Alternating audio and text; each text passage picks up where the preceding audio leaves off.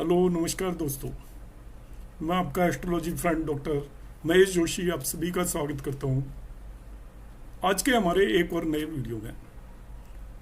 Innovative ज्योतिष research group जो हमारा है उसके अंदर जैसा मैं बताता हूं हर बार हम नई नई चीज़ों पर रिसर्च करते रहते हैं और जो भी खोज आती है उनकी जिम्मेवारी मेरे ऊपर है, वो मैं आपके सामने लेकर आता रहता हूँ।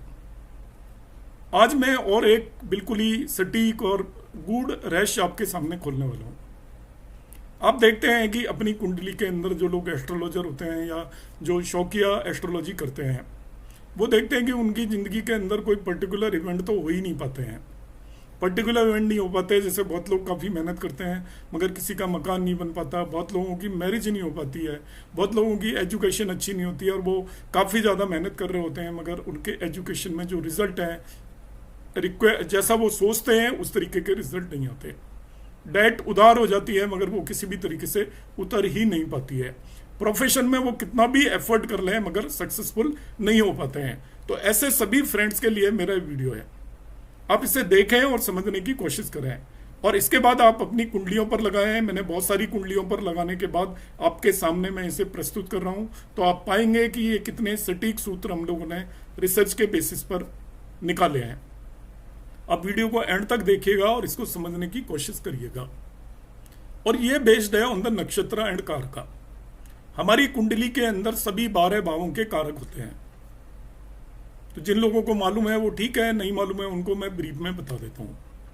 कुंडली में फर्स्ट भाव का कारक सूर्य होता है, दूसरे 5वें 9वें और 11वें भाव का कारक बृहस्पति या जुपिटर होता है। इसके बाद हमारे तीसरे और छठे भाव का कारक मंगल होता है, चौथे भाव का कारक चंद्रमा होता है, 7वें भाव का कारक सूर्य होता है, 8वें और 12वें भाव का कारक शनिदेव होते हैं और 10वें भाव के एक से ज़्यादा कारक होते हैं।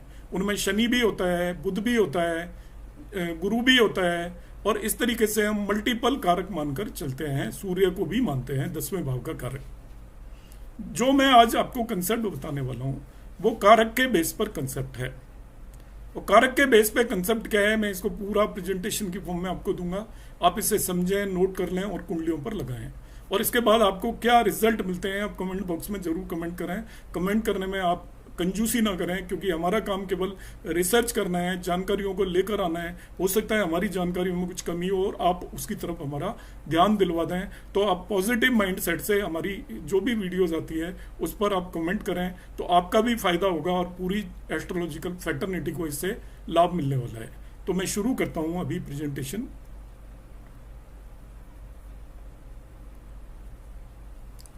गुड रिजल्ट ऑफ ए कारका और बैड रिजल्ट ऑफ ए कारका दोनों ही देखेंगे हम यहाँ पर। ये ज्योतिष रिसर्च का पार्ट है जो भी किया गया है।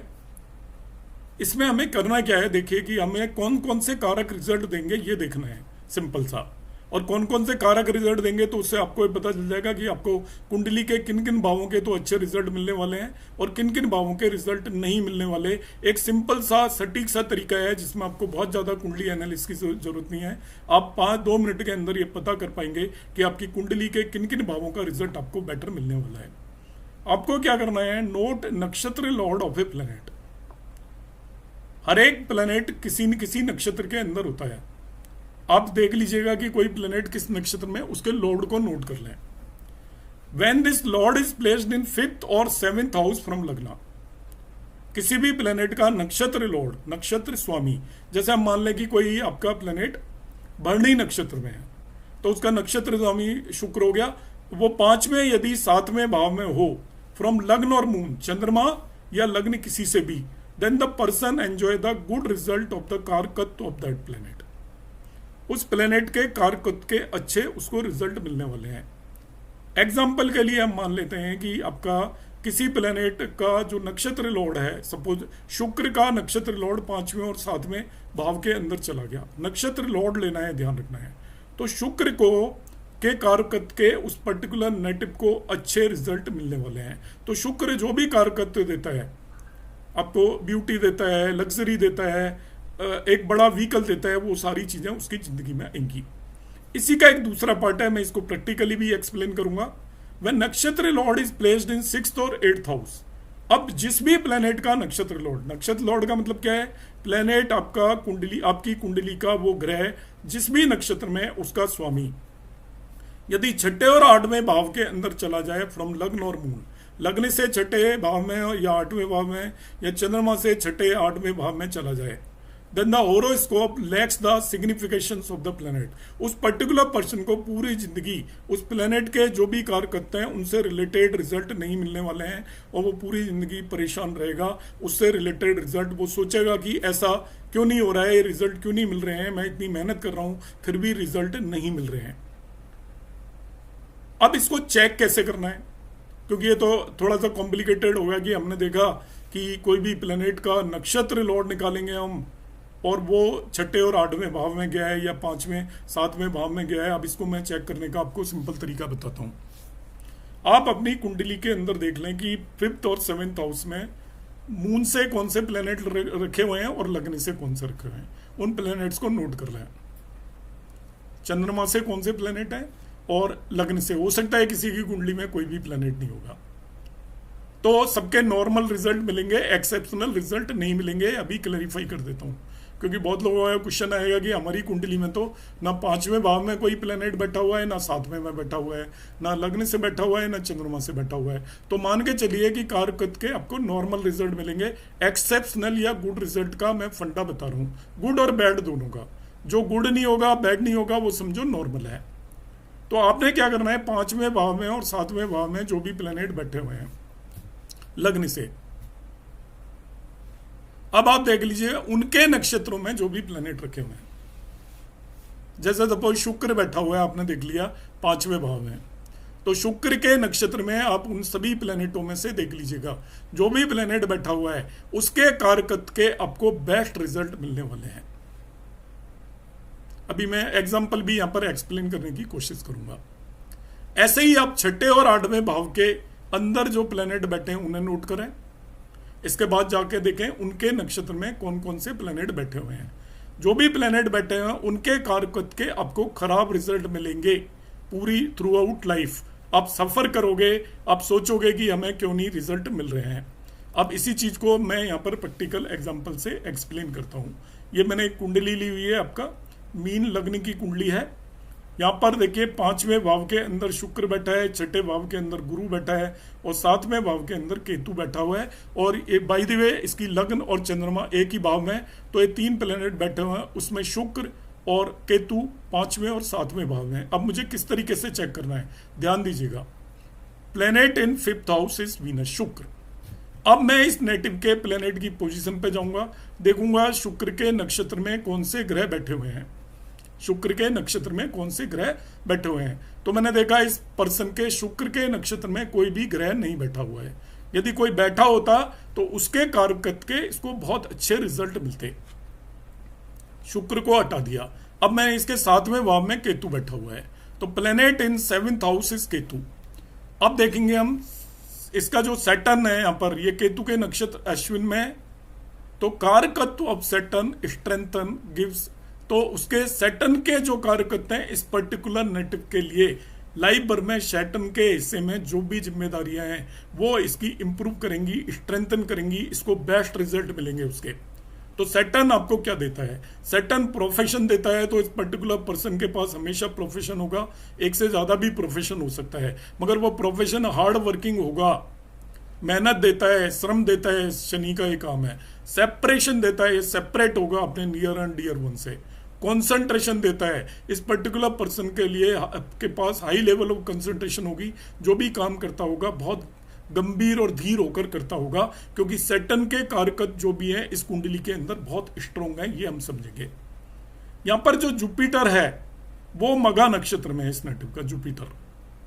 तो जुपिटर का जो भी नक्षत्र स्वामी है, जुपिटर जिस नक्षत्र में, उसका स्वामी भी केतु 7वें भाव में है। तो इस पर्टिकुलर पर्सन को जुपिटर से रिलेटेड कारकत में भी सक्सेस मिलेगी, इसके लिए बहुत स्ट्रांग होंगे और ये लाइफ टाइम एंजॉय करेगा जुपिटर के कारकत को। अब जुपिटर के कारकत कौन सा है, 2nd हाउस। जुपिटर का कारकत है 5th house, 9th house and 11th house. तो 2nd हाउस का मतलब परिवार, स्पीच स्ट्रांग होगी इसकी, खान पान अच्छा होगा, इस तरीके से हम देखेंगे। 5th हाउस का मतलब एजुकेशन बड़ी स्ट्रांग रही होगी और थ्रू आउट लाइफ नई चीजें सीखता रहा होगा ये लगातार। 9th हाउस का मतलब है इसको 9th हाउस का लक बड़ा स्ट्रांग होगा, या 9th हाउस से रिलेटेड और भी जितने भी कार्य करते हैं वो इसको बहुत अच्छे रिजल्ट मिलेंगे। ऐसे ही 11वें भाव से रिलेटेड इसकी जो भी इच्छाएं वो पूरी होती रहेंगी और अर्निंग इसकी कंटिन्यूसली चलती रहेगी, लाभ इसको होता रहेगा। इस तरीके से हमें इसको इंटरप्रेट करना है। अब आ जाते हैं हम इसके 6th हाउस में, और 8th हाउस में तो कोई भी प्लेनेट नहीं है, 6th में जुपिटर है। अब हम देखते हैं कि जुपिटर जो है इसके नक्षत्र में कौन से प्लेनेट हैं इसकी कुंडली के अंदर।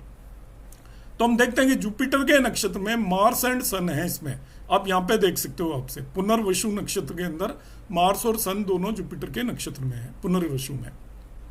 तो इसका मतलब अब मार्स और सन से रिलेटेड सिग्निफिकेशंस का हानि होने वाली है।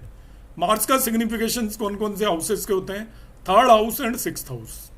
तो 3rd और 6th से रिलेटेड कारकत से ये परेशान रहेगा। सो कारकत और Mars courage and younger siblings mainly होते हैं आपके। करेज एंड यंगर सिबलिंग्स जो होते हैं मेनली कारकत इसके हैं। इसी तरीके से जो सन है, सन से रिलेटेड कारकत में भी इसको परेशानियां होंगी। सन एक्चुअली कारक होता है आपका फादर का, तो फादर सफर करेंगे, इस तरीके से हम मानकर चलेंगे। तो जो भी प्लेनेट है यहाँ पर, आप और भी कारकत तो ले सकते हो, ये मैंने केवल एग्जांपल के लिए बताए। अब मल्टीपल कारकत होते हैं हर एक प्लेनेट के, तो मैं कारकत यहाँ पर डिस्कस नहीं कर रहा। जो डिस्कशन का जो मेरा ब्रीफ मतलब है वो मैं अब एंड में आपको फिर से एक बार ब्रीफ कर देता हूँ। आपको ये देखना है कि 5वें और 7वें भाव के अंदर जो भी प्लेनेट हैं उनके नक्षत्रों में जो भी प्लेनेट होंगे आपकी कुंडली में, उनसे रिलेटेड कारकत स्ट्रोंगर हो जाएंगे। आप पूरी लाइफ उन्हें एंजॉय करेंगे। हायर लेवल पर आपको खुद पता चल रहा होगा कि इनसे रिलेटेड कारकत के रिजल्ट आपको बहुत अच्छे मिल रहे हैं। मगर जो भी 6ठे और 8वें भाव के अंदर प्लेनेट है, उनके नक्षत्र में जो भी प्लेनेट होंगे उनसे रिलेटेड कारकत आपके बहुत कमजोर रिजल्ट मिल रहे होंगे। आप उनकी वजह से परेशान होंगे या सोचते होंगे मेरे साथ ये चीजें क्यों नहीं हो रही जबकि मैं पूरा एफर्ट कर रहा हूं। तो ये हमारी एक रिसर्च का एक नया टॉपिक मैंने आपके सामने लेकर आया हूं। तो ये काफ़ी ज़्यादा हार्ड वर्क के बाद ये सारी चीज़ें आती हैं, बहुत बुक्स पढ़नी पड़ती हैं, बहुत कुंडलियों पर लगाना पड़ता है। तो आप अपने कमेंट जरूर करें। यदि आपको कोई भी बात पसंद आती है तो आप लाइक और शेयर करना ना भूलें, क्योंकि उससे हमारा ऑब्जेक्टिव पूरा हो जाता है। आपने लाइक कर लिया तो हमें समझ में आ जाता है कि हमारी जो रिसर्च है उसे आपने एंडोर्स किया है। नमस्कार, धन्यवाद।